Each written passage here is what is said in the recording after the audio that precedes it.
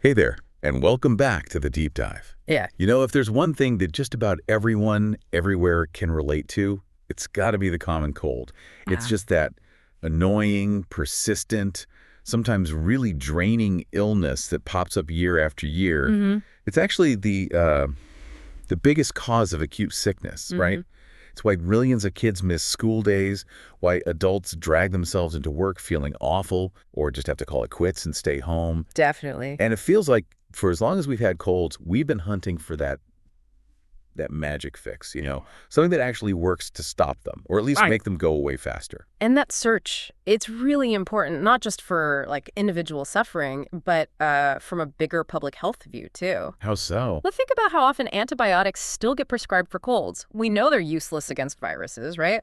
Colds are viral. Right, it's a huge problem. Exactly. And that misuse drives antibiotic resistance, which is frankly a massive global threat.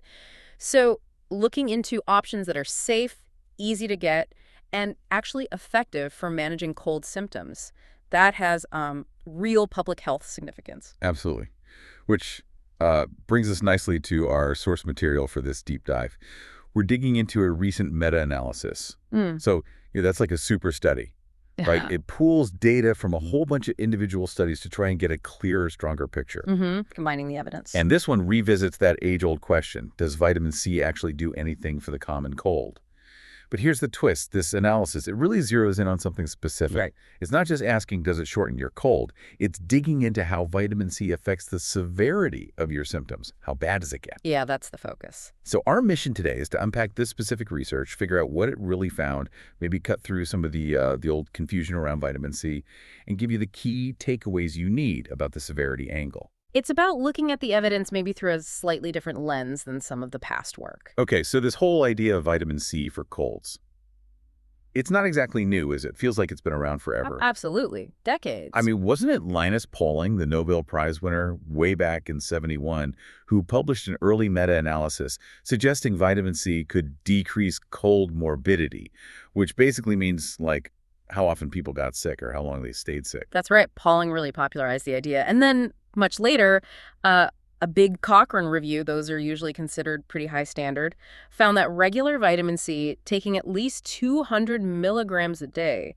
did shorten cold duration by about 9.4%, if I remember correctly. Okay, so 9.4% shorter duration from regular use. That seems, well, it's something. It is modest, but statistically significant in that review. And yet, despite findings like that, there's this really persistent, like almost universal belief out there that vitamin C does absolutely nothing for colds. You hear it all the time. Where does that come from?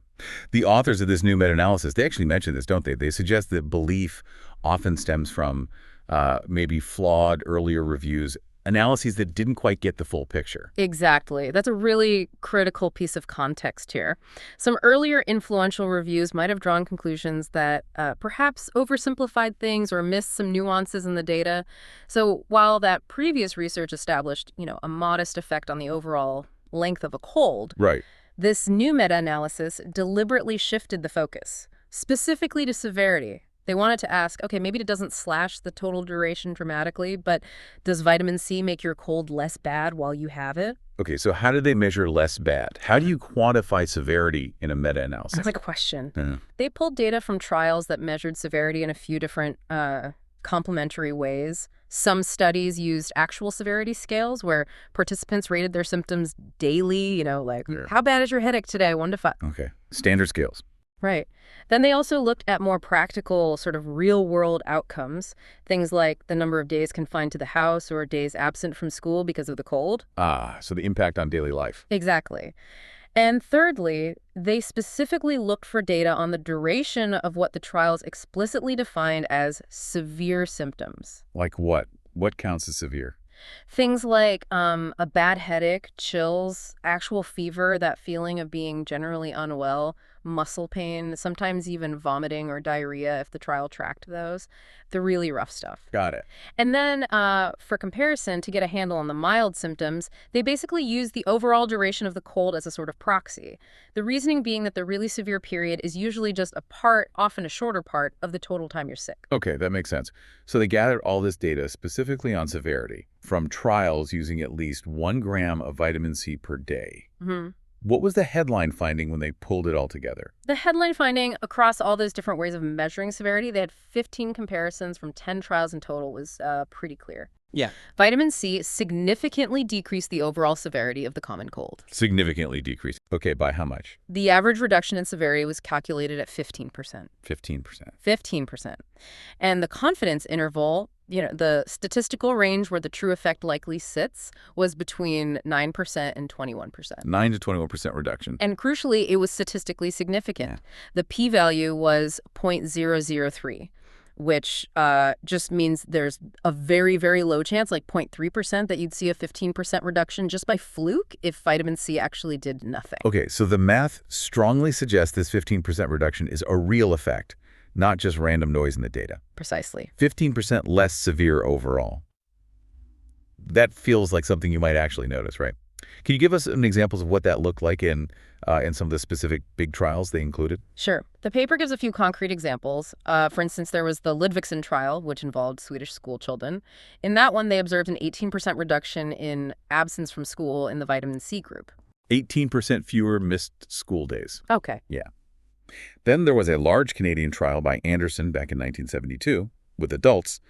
They reported a 21% reduction in days confined to house per cold episode for those taking vitamin C. 21% fewer days stuck inside feeling miserable. That's significant. It is. And another one, the Pitton-Castrini trial. This was with U.S. Marine recruits. They used a severity scale and found a 10% reduction on that scale. So across different populations and different ways of measuring it, you see this consistent reduction in how hard the cold hits. That's the pattern, yes. Yeah. These are outcomes that directly reflect how much a cold actually messes with your ability to function day to day. Okay, but the study didn't just stop there, did it? It wasn't just about the overall severity number. This is where I think it gets really interesting and maybe clears up some of that old confusion we talked about. They actually did a direct comparison, right? Looking at vitamin C's effect specifically on the mild symptoms versus its effect on the severe symptoms, using data from trials that reported both. Exactly. That's the really novel part of this analysis, I think. They drilled down into 5 specific trials that had enough detailed data to let them directly compare the effect on the duration of severe symptoms versus the effect on the overall duration, which they were using as that proxy for mild symptoms. And what did that head-to-head comparison show? Well, the finding was quite striking. Vitamin C had a significant effect on the duration of the severe symptoms. Okay.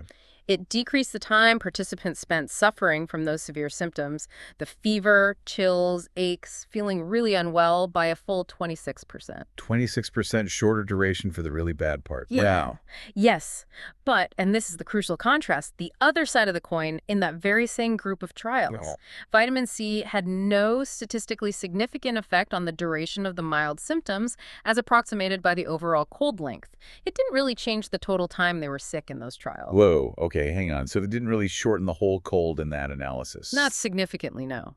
But it specifically and significantly cut down the worst part of it, the really severe phase. That is precisely what this direct comparison strongly suggests. A big hit on severe duration, not much impact on the overall duration, which implies little effect on the mild phase. And was the difference between those two effects, the big effect on severe versus no effect on mild, was that difference itself statistically significant? Yes, it was. And that's a key statistical point.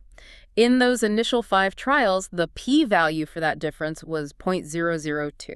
Okay, so again, very unlikely to be chance. Extremely unlikely that you'd see such a big difference between how it affects severe versus mild symptoms just by random variation if there wasn't a real differential effect happening. Right. And they did a sensitivity analysis, including a few more trials that allowed for this comparison.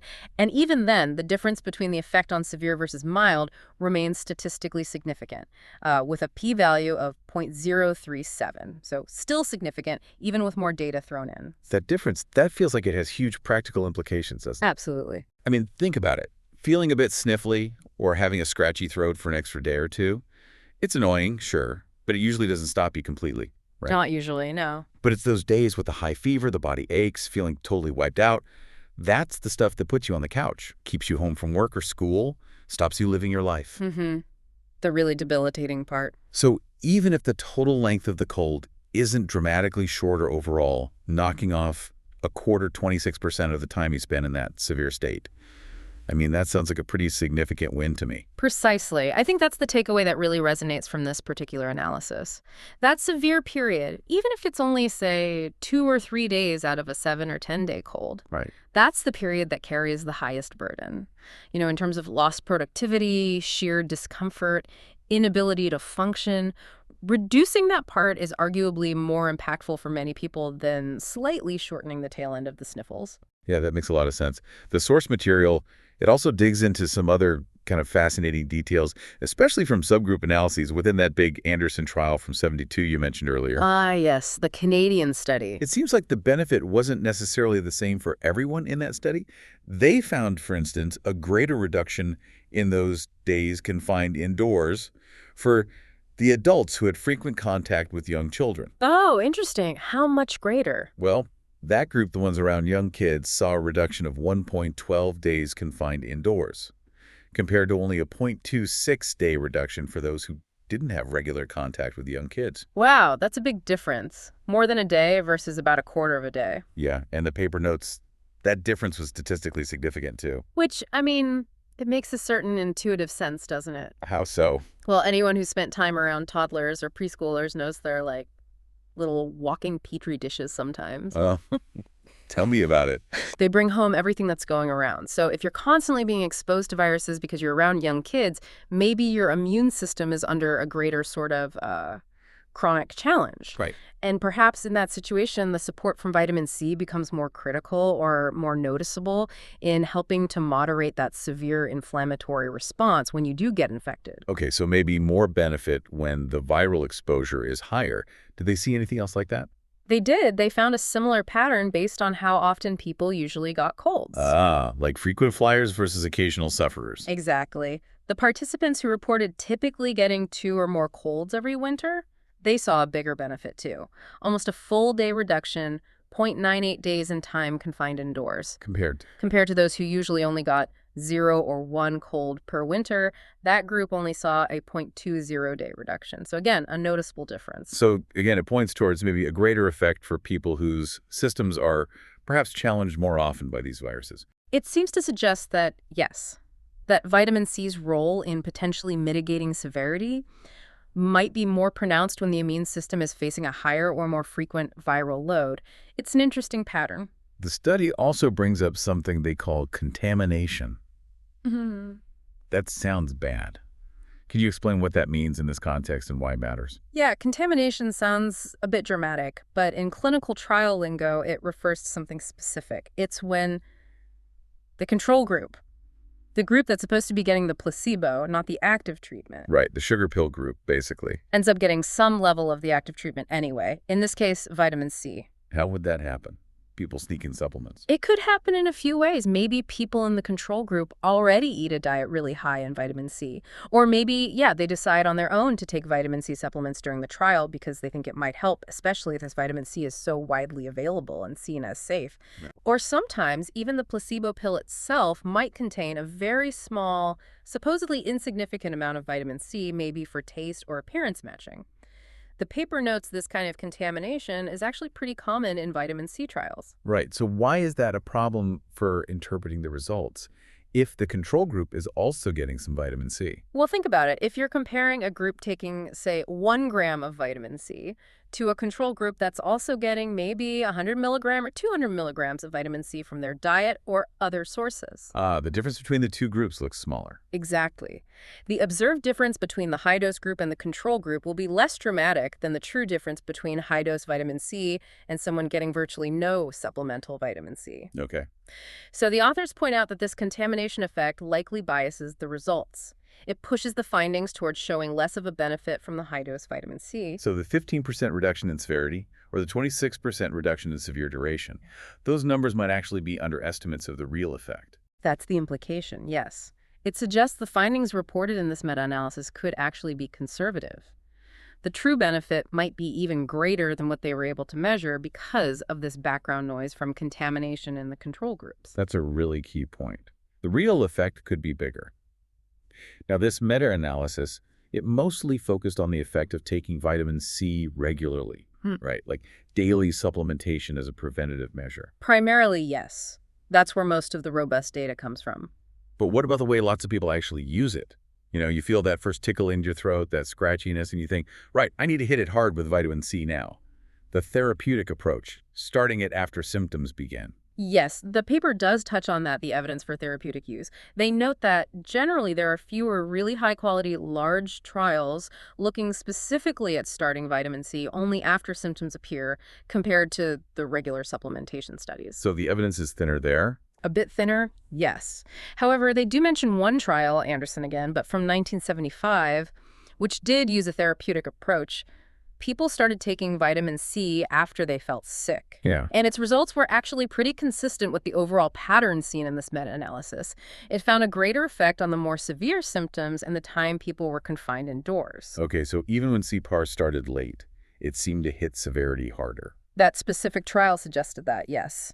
And they also briefly reference another study, the Karlowski study, which hinted that therapeutic use might potentially be even more effective than regular supplementation, at least for some outcomes. But again, needing more data. Right. So it sounds like maybe the jury's still out a bit on the therapeutic side, needs more solid research. But what little evidence they mention seems to align with this core finding about targeting severity. Exactly. It's definitely an area that needs more dedicated large-scale trials to really pin down the optimal timing, the best dose for using vitamin C therapeutically. But based on what's mentioned in this paper, the limited therapeutic data doesn't contradict the main theme that vitamin C's most noticeable impact seems to be on the severity of the cold. What strikes me as particularly fascinating about all these findings, especially that consistent effect on severity across different trials, different places, different times, is what it might suggest about how vitamin C is actually working. Because, the common cold isn't just one single bug, right? Absolutely not. It's caused by, what, over 100 different viruses? Rhinoviruses, coronaviruses, all sorts of things. At least 200 different viruses are implicated, yeah. So if vitamin C was only effective against, say, rhinovirus type 16, you'd expect the results to be all over the place, wouldn't you? Depending on which virus happened to be dominant during each trial. That's an excellent point. You'd expect much more inconsistency.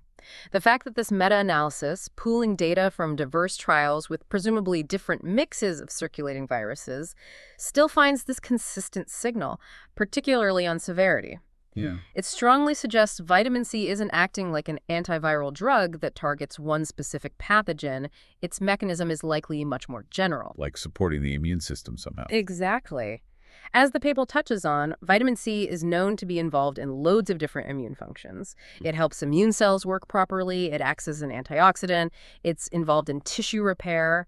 It seems plausible that its benefit comes from generally supporting or modulating the body's overall immune response to any viral infection. And maybe that general support is most crucial in damping down the excessive inflammation or other responses that actually cause the severe symptoms, rather than, say, directly killing the virus faster. That seems like a very plausible hypothesis based on these findings, yes. Modulating the host response, making the experience less severe, rather than necessarily impacting the virus itself directly, or shortening the overall illness duration significantly. Okay, so let's try and boil this down. What does this all mean for you listening at home? This deep dive into this specific meta-analysis, it offers a potentially more refined picture of vitamin C and colds. It suggests that while taking vitamin C regularly, especially at doses of a gram a day or more, might not be that magic bullet that makes your cold vanish overnight. Unlikely, yes? It can make a real noticeable difference in just how bad that cold feels while you have it. To really hammer home the key takeaway, the evidence from this analysis suggests vitamin C at doses of 1 gram per day or higher appears to reduce the severity of common cold symptoms, potentially in the range of 15% to maybe even 26% for the severe duration part. Right, targeting those symptoms that are the most disruptive, the most debilitating, the ones that really keep you sidelined. Yep. And, given that vitamin C is generally considered very safe for most people at these doses, and it's really inexpensive. Very low cost, yeah. The study authors themselves suggest that this level of severity reduction, that 15 and 26%, might actually justify considering regular use, especially maybe in certain situations or for certain people. Right. They specifically mention it might be reasonable for individuals who are frequently exposed to viruses. They give the example of people with young children, which ties back directly to that subgroup finding we discussed from the Anderson trial. Yeah, where the benefit seemed greater for those exposed to kids. So this analysis kind of leaves us, and you, with an interesting question to ponder, doesn't it? I think so. Knowing that vitamin C's main punch, according to this study, seems to land on reducing severity more than overall duration. Yeah.